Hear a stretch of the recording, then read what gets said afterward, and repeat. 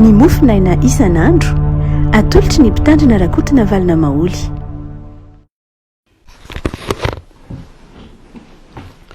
Fahalalavatsika rehetra avanatrarety zoma fa telo ny volana jolay ity ary dia manonona ny fifalian'ny tompo ao amintsika mianakavy. Ny mofinainantsika anio dia ny levitikosy toko 5:20 andininy fahavalo ka hatramin'ny 7:20. Levitikosy toko 5:20 andininy fahavalo ka hatramin'ny andininy 7:20. Fakitsika aminaran'i Jesosy zany. Ary manisa sabata taona 7 ho anao, dia 7 taona impito ka ny ansanao ny andron'ireo sabata taona 7 ireo dia 7 taona. Dia mitsofa anjomara avo feo amin'ny andro 10 amin'ny volana 7 dia amin'ny andro fanavotana no hitsofanareo anjomara eran-taninareo. Ary amasiny ny taona 10 ka miantso fanafana amin'ny tany ho an'ny mponina rehetra ho aminy. Jobily ho anareo zany, ka samy mody any amin'ny taninareo avy ianareo sy any amin'ny mpianakavinareo avy. Jobily ho anareo zany taona 10 zany. Aza mamafy ianareo, ary aza mijinja izay maniry ho azy avy amin'ny voamihitsana tamin'ny fararano lasa, ary aza miotiny avy amin'izay tsy namboarinareo. Fa jobily zany ka ho masina ho anareo, izay vokatra alaina any an-tsany ho anareo, ary amin'izany taon-jobily zany dia samy ody any amin'ny taninareo avy ianareo. Ray masino, manamasinana ny fahamarinana ny teninao ny fahamarinana. Amen. Ny antsoina hoe taon-jobily avako dia taon-tsabata impito araky ny filaza teo. Zany hoe misy isaky ny 7 taona da misy ny antsoina hoe taon-tsabata. Isaky ny 7 taona dia misy ny antsoina hoe taon-tsabata. Dia ny fanaon'io rehefa fanao zany rehefa ohatra ka hoe taon-tsabata dia isaky ny 7 taona dia misy fiatoana kely. Imola fomba fiteny ilay hoe any sabatika. Fa rehefa miverina impito izay taon-tsabata izay hoy izy, hoy ny bokin'ny Levitikosy, dia ny taona 10 dia taon-tsabata lehibe, zany hoe tena taon-jobily zany. Ka ilay taon-jobily io zany hoe sabata impito, taon-tsabata impito zany impito ny taona 10, 7 taona taon-tsabata impito, dia ilay 10 iny dia iny la ataona hoe taon-jobily. Lay dikale hoe jobily dia lay bingona tsofin'iny, lay anjomara tsofin'iny, lay tandrokosy tsofin'iny, iny antsoina hoe jobily, izay milaza fifaliana mihezinezina ho an'ny jiosy ray manontolo, ho an'ny zanak'Israely rehetra rehefa tratra ny taon-tsabata io izy. Dia misy lafinjahatra maro samihafa ho fanamarina ilay taon-jobily araky ny hitantsika amin'ity Levitikosy toko 10:20, dia ohatra ny hoe avotsitra avokoa ny trosa rehetra, averina amin'ny tsiraray avy ny taniny, azona atao tsara mihitsy ny hoe tany dia mety namidy tamin'ny olona jiosy ihany, dia rehefa tonga ny taon-tsabata dia averina aminy zany. Ny tany tamin'ny jiosy tsy azo namidy tamin'ny vahiny mihitsy, ny tany tamin'ny jiosy. Tamin'ny zanak'Israely zany ny tany dia tsy azo namidy tamin'ny vahiny,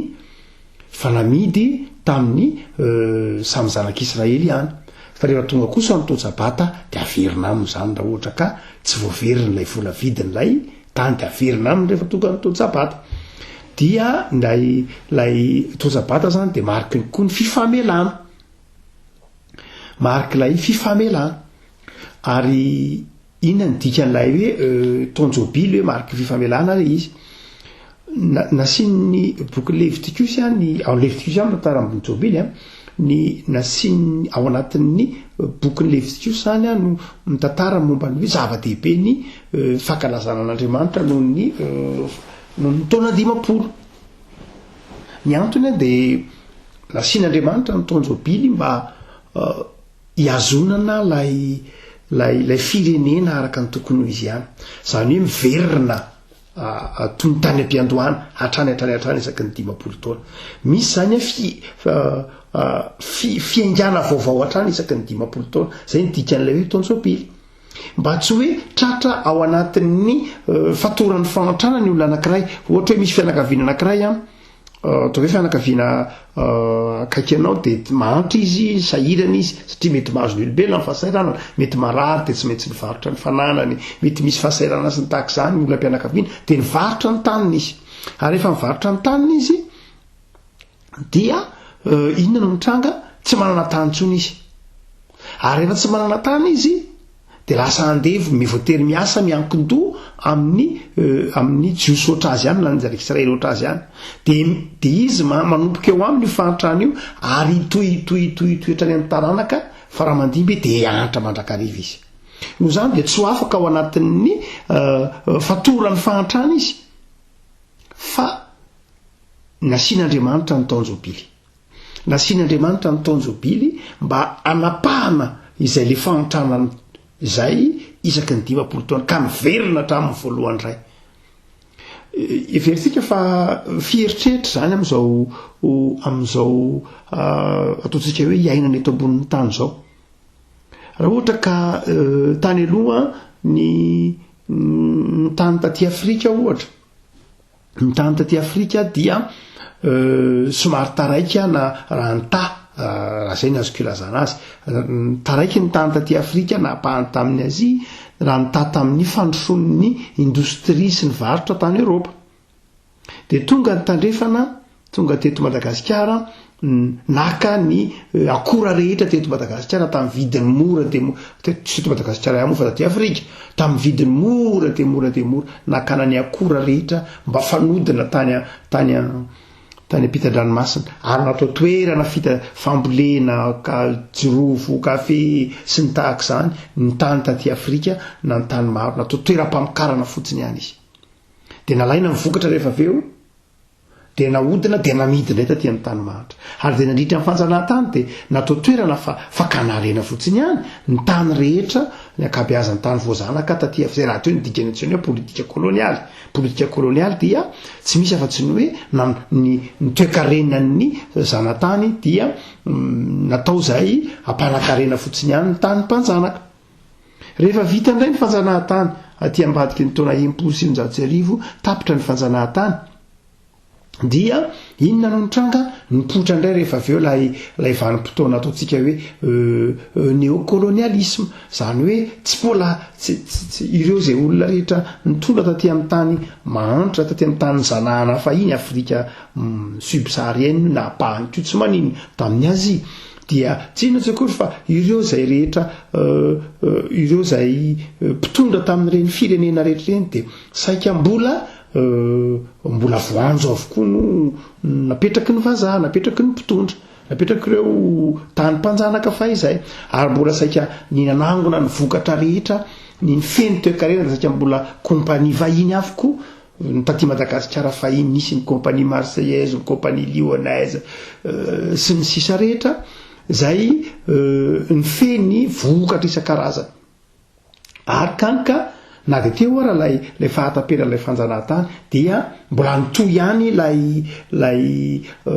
fatoran'lay fahantrana nitoy efa nanomboka tany 2020 de nitoy nikisaka namakivaky nandritra ny fanjanahantany ny tsara kely fotsiny ihany fa de ny mafy ihany ny fahantrana tonga ny vanim-potoana ny fahaleovatena dia tsy mbola afaka ihany ireo tamin'ny alalan'ireo kompania vavety inona koa no mitranga aty aoriana ara-tantara dia rehefa mipotra indray rehefa aveo ny fiovana afaka tamin'lay ataontsika hoe néocolonialisme dia tonga tsikelikely indray rehefa aveo ny endriky ny fampindramam-bola tamin'ny alalana ntsika hoe Fonds monétaire banque mondiale sy ny sisa rehetra zany hoe inona indray lasa tonga mibabitrosa indray ary dia mbola mibabitrosa tany amin'ny zafin-dohalika na zafy kitrokely avokoa akabeazan'ireo firenena zay nandritry ny 100 taona efa namaty sy napiodina ny toekarena ny tany matanjaka na ny miazy akora na ny miazy ola na ny miazy angovo na ny miazy fitaovana na ny miazy sy ny sisa rehetra ary mandraka kehitriny de mbola mibabitrosa hatramin'ny taranaka 10 taona na 100 taona ho avy ara de efa mibaby ny trosa izay ho ampiasaina ankehitriny ary indray ara dia lay trosatrosaina le firenena aty Afrika na any Azia de indray raha lay trosa zay tsy de tena hitan'lay saramabe mahoaka loatra lay tena voka depe aminy satria ny mpampitrosa no teny ity no anomezana trosanao ity no anomezana re trosanareo ka dia mindrama aloha amity de matin'lay sitrany le firenena de mitrosa ary de mitambesatra anatin'izany zany zavatra zany no nahatonga ny tompo amin'ny bokin'ny Levitikosy nanao ny antsoina hoe tonjobily mba tsy hisinny hoe de ho mahantra mandrakizay lay olona na lay fianakaviana lay firenena de nataony isaky ny 10 taona miverina amin'lohan'ny ny zavatra rehetra zay nahangona tamin'iny nahangona tsy nahangona zay no izy miverina ny tany miverina avokoa na raha misy anananao trosa de avotsitra ny trosa ny antony mba tsy hahatonga fahantrana latsapaka loatra tao anatiny antsoina hoe fireneny zanak'Israely tsy tokony adonoantsika fa ny fahantrana de tsy planin'Andriamanitra mihitsy ary porofon'izany ny dikany hoe tonjobily azo jerena amin'ny lafiny ara-toe-karena mihitsy de ny hoe tena famahana ny fatoran'ny fahantrana famahana ny fatoran'ny trosa mba tsy hatonga nisy olona ho andevon'ny ndrahalany mandrakizay satria azo natao tsara tamin'ny zanak'Israely tamin'ny vampitolany antikité motsika dia rehefa ohatra ka tsy mahalotrosa lay olona de alaina ao andevo zany hoe ampanimpona izy na ny vady aman-janany ary raha tsisy ny tonjobily de mijanona ho mpanompo mandrakizay izy zay zavatra zay tsy tian'Andriamanitra natonga azy nanao ny antsoina hoe tonjobily ny tonjobily zany amin'ny telopolo Levitikosy ty de io ny lafiny ara-panahy zay ho resahantsika rehefa avy eo fa ny lafiny ara-piarahamonina tena zava-dehibe mihitsy mba tsy misy olona ao anatiny ataontsika hoe fatoran'ny fahantrana mandrakizay fianakaviana na lay olona na fatoran'ny fanandevozana mandrakizay izy fa mba hanana fiaingana vaovao izy mety ny ray aman-dreny no tsy nainy tantana ny tany fa eo amin'ilay zanany kosa de mba mety misy fiaingana vaovao indray eo amantsy ny dikan'ilay izy de io no mahatonga le hoe ny eloko ny ray tsy eloko ny zanaka mety le ray tamin'izany fotoana zany no tsy nainy tantana ny fananana zay ny anjara lovany de manjary ny zanany lasa tsy manana inona na inona dia nasiana ny tonjobily mba hahatonga indray ny zanany rehefa aveo hanana fiaingana vaovao zavatra telo ary avako malala no tianao atsaitsika tiany Levitikosy atsika amin'ity tonjobily ty voalohany de zao na inona de ny tonjobily na ho atsika zay ndeha ataontsika ho anareo moa zany zay 10 taona na 20 taona na 70 taona de io mifaretantsika hoe tonjobily de fotoana fandanian-tena fa ny hevitry ny hoe tonjobily de midika hoe fifaliana ao amin'Andriamanitra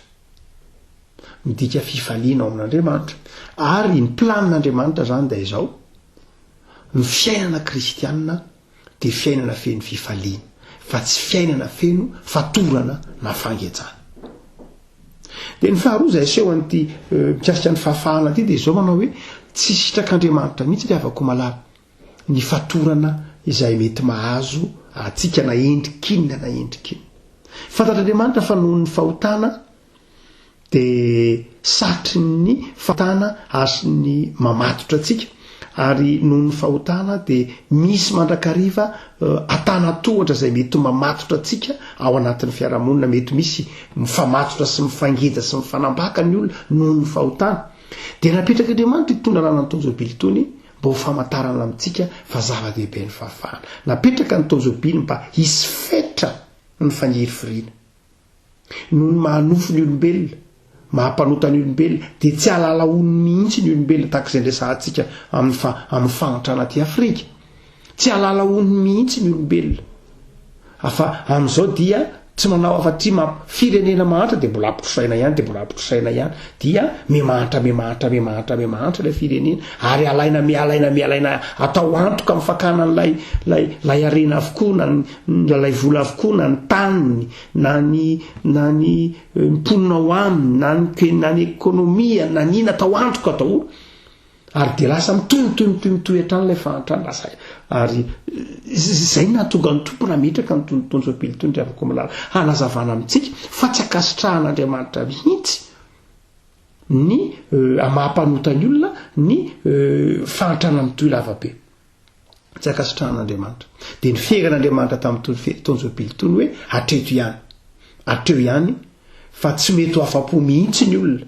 na dia efa ho lasany daholo arany fananany namany tsy mety ho afa-po mihitsy ny olona rehefa manota izy na dia efa ho andeviny hatrany amin'ny taranaka faramadimpiarany mpiarabelona aminy dia nasian'Andriamanitra ny tonjobily hoe atretsy ihany no azonao atao 10 ihany ny ianao raha lavandritra ny sisa afaka hafa indray asa rehefa malala raha takatrao fa ny toetsain'Andriamanitra amin'ny planin'Andriamanitra dia izao tsy akasitrahan'Andriamanitra ny olona anandeviny olona oatra azy tsy akasitrahan'Andriamanitra ny olona hirimbelona amin'ny fahantrany namany mitian'Andriamanitra dia izao mba hanana fitoviana hanana fiaingana vaovao daholo ny olona rehetra sarotra amintsika kehitriny zany dia avako malala noho mahampanota antsika sy ny rafitra natoekarena sy ny rafitra raha-pianamona efa napetraka tsika kehitriny dia tsy mamela antsika mihitsy hanana zany toetsain'ny tonjobily zany fa ny mpino dia afako malala ny kristianina ry afako malala dia tokony hanana ny toetsainy zany inona ny ainan'ny kristianina ty tonjobily ty voalohany ry afako malala dia zao ny ainantsika azy ataovy ho zava-dehibe ny fahalalana ny onony tena zava-dehibe zany ry afako malala ny kristianina dia nataon'Andriamanitra hiasa nataon'Andriamanitra nangona nataon'Andriamanitra melona fa zao ry afako malala tsy nikibo tsy any anina hoy ny apôstôly Paoly zany hoe ny antom-pisianao tsy eo amin'ny fanangonana fifanankonana fa ny antom-pisianao dia ho an'Andriamanitra sy ho an'ny mpiarabelona aminao ary io toetsaina ry afako malala dia tena mbola voatahirin'ny Israelianina miezaka mitahiry ny tonjobily zareo zany amin'ny lafiny hoe malala mangoraka ny piraitan'ny razana aminy zany piraitan'ny razana mifampitsinjo zay ny dikany tonjobily ianao mila mitsinjo ny piraitan'ny razana aminao tsy azonao ataony manambaka azy hatramin'ny farafofonay marina fa mety tsy manana izy marina fa mety diso izy marina fa mety iva fahalalana izy marina fa mety tsy naintantana izy fa misy fetra zay zany hoe hatramin'ny fetra anankiray mazavatsara tiana tenenina dia zao ry afako malala zava-dehibe ihany tokony ho ananan'ny kristianina dia tokony hanana fahakingana amin'ny fandrarana ry avako amin'ny fitantanana mahaiza mitantana mahaiza mandrindra mahaiza mandamym-piainana mahaiza fa izao ry afako malala ao anatin'ny fahalalana joina hoe onony ny atao hoe onony dia zao hatreo amin'ny fetra zay tsy hanambakanao ny rahalahinao mampiray-tany razana aminao natsoiny hoe rahalao dia le piray-tany razana tsy mahatonga azy ho voafatotry ny posatra any amin'ny taranaka faramandimby fa ny faharoa ry afako malala dia izao zava-dehibe koa ny toetsaina raha-panany natsoiny hoe mahay mifamela ny tonjobily any dia fifamelana fa tokony ho fiainantsika kristianina koa ny antsoina hoe fifamelana indraindray tsika mieritreritra amin'ny lafin'ny fifamelana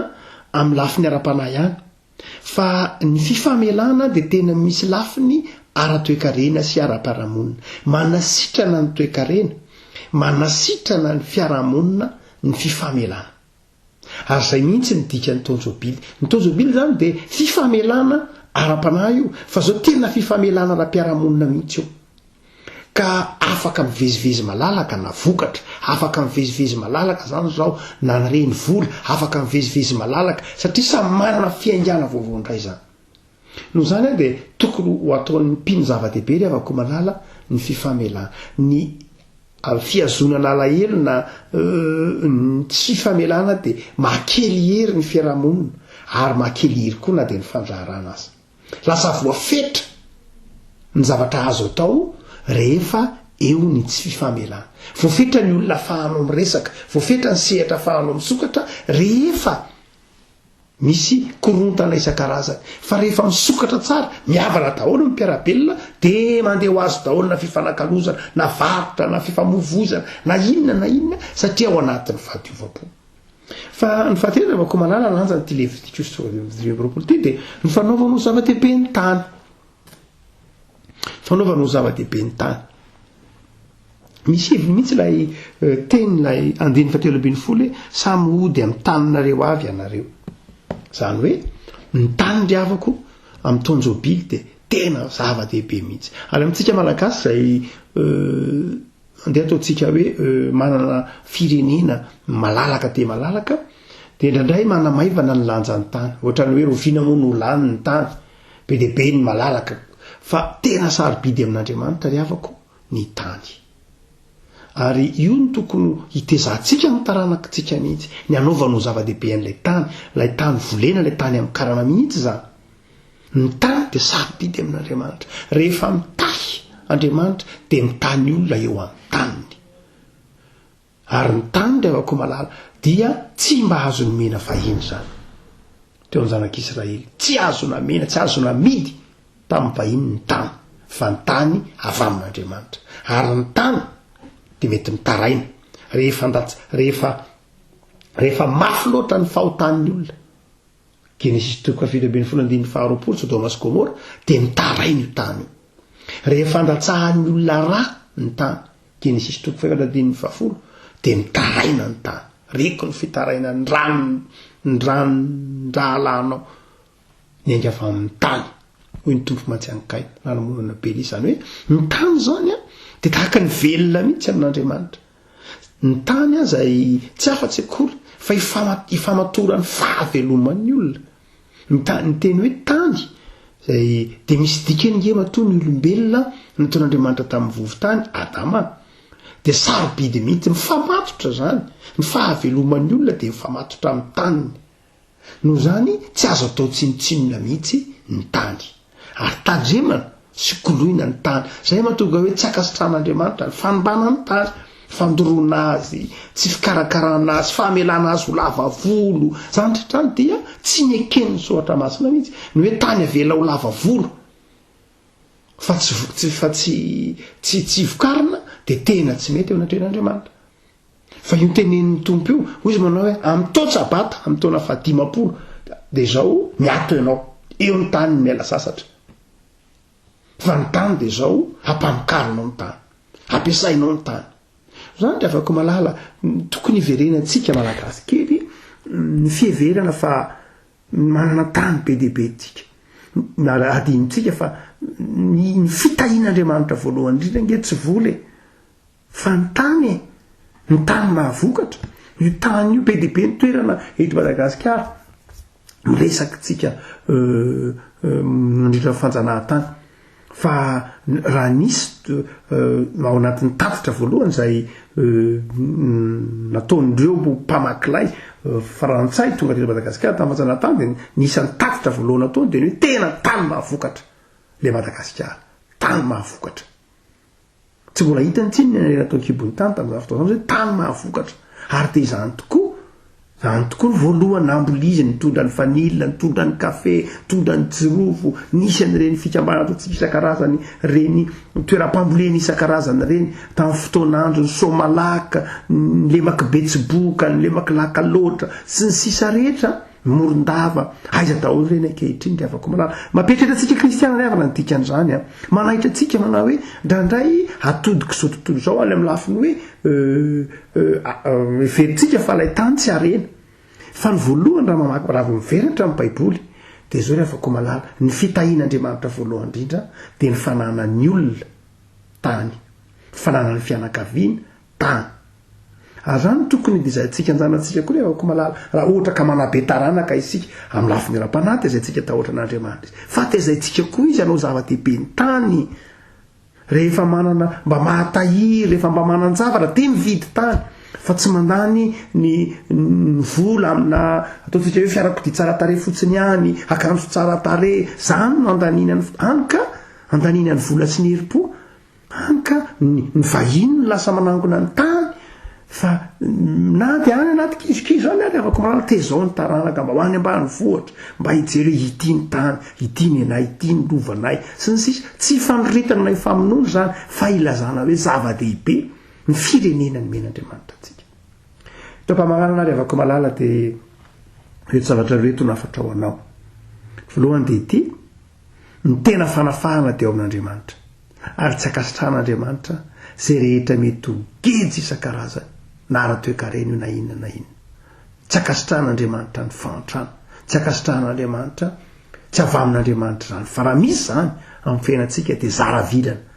noho ny fitrangana eto ambonin'ny tany, zaravilana noho ny rafitra petraka teto ambonin'ny tany, fa tsy planin'Andriamanitra ny mampahantra antsika ny firenena maro tahaka izao. Fa ny faharoa malala dia izao, misoran'Andriamanitra amin'ny taon'ny Jobily. Ary tsy dia fombantsika loatra no mankalaza hoe anniversaire dia inona, fa rehefa mahatonga ny fotoana anniversaire anao raha isy taon'ny Jobily za dia misoran'Andriamanitra. Misoran'Andriamanitra isaky ny mahazo tombonandro. Fa avakisika. Tompo misotranao zahay. Fa Andriamanitra ny fahafahany ianao. Tsy akasitrahanao mihitsy tompo ny fahantrana sy ny fangiry firiana, indrindra ny fahantrana lavareny sy ny trosa amin'ny tambesatra amin'ny tany mahanta tahaka anay. Ka ankehitriny tompo dia mivavaka aminao zahay, jereo ny tanindrazanay, jereo ny firenenay izay tambesara trosa isan-karazany, ary ny zanakay izay mbola tsy teraka akory ary dia efa mibaby zany trosa izany noho ny rafitra misy eto ambonin'ny tany. Dia mety eza hiantra anay tompo, efa azavan-tsainy zahay hamantatra ny arena nomenao tanindrazanay, ahafahanay mihotra fa tsy akasitrahanao ny fahantrana, tsy akasitrahanao ny fifanambakana misy amin'ny endrika maro samihafa. Dia omeo anay ny fitiavanamana, omeo anay ny fitiavana ny mpiray tanindrazana aminay, omeo anay ny firaisan-kina, ary omeo anay indrindra ny toetra mahay mifamela. Amin'ny anaranao Jesosy. Amen.